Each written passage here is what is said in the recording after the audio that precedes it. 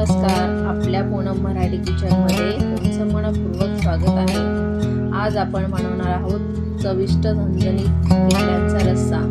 ही recipe खूप सोपी आहे आणि घरच्या घरी सहज बनवता येते. चला तर सुरुवात करूया. सर्वप्रथम खेकडे स्वच्छ साफ करून घ्या. त्यानंतर वाटण्यासाठी कांदा आणि खोबरं गॅसवरती भाजून घ्या. आपण खेकड्याचा रस्सा हा काळ्या मसाल्याचा बनवणार आहोत.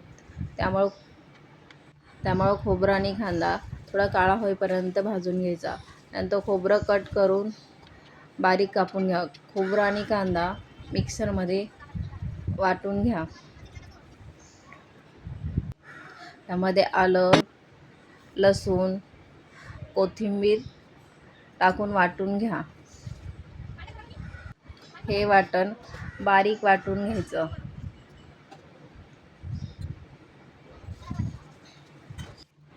त्यानंतर खेकड्यांचे पाय मिक्सरमध्ये वाटून घ्या. त्याच्यामध्ये पाणी घालून ते गाळणीमधून गाळून घ्यायचं. गाळल्यानंतर मोठा जो जाडसर भाग राहतो तो फेकून द्यायचा.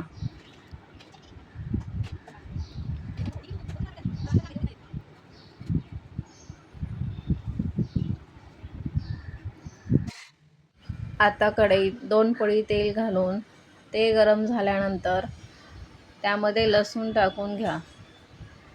लसूण हा सोनेरी रंगाचा होईपर्यंत परता. त्यानंतर कांदा घाला. कांदा आणि लसूण दोन्ही छान परतून घ्या. त्यानंतर त्याच्यामध्ये टोमॅटो घाला. टोमॅटो आणि कांदा दोन्हीही मऊ होईपर्यंत परतून घ्या. 2 ते 3 मिनिटं छान परतून घ्यायचं. त्यानंतर हळद, तिखट, धनेपूड, जिरेपूड आणि गरम मसाला घालून छान परतून घ्या. त्यामध्ये वाटलेलं वाटण पण घाला. वाटण घातल्यानंतर छान तेल सुटेपर्यंत मसाला परतून घ्यायचा. मसाला छान परतला की भाजी चविष्ट लागते. त्यानंतर त्याच्यामध्ये मीठ टाकून घ्या. मीठ टाकल्यानंतर 1 मिनिट छान मसाला परता. त्याच्यामध्ये स्वच्छ केलेले खेकडे टाकून घ्या आणि काही मिनिटे परतून घ्या. त्यानंतर खेकड्यांचे पाय वाटून पाणी गाळून घेतले होतं ते घाला. यानंतर आवश्यकतेनुसार पाणी घालून रस्सा तयार करून घ्या. झाकण ठेवून कमी गॅसवर 10 ते 15 मिनिटं शिजू द्या.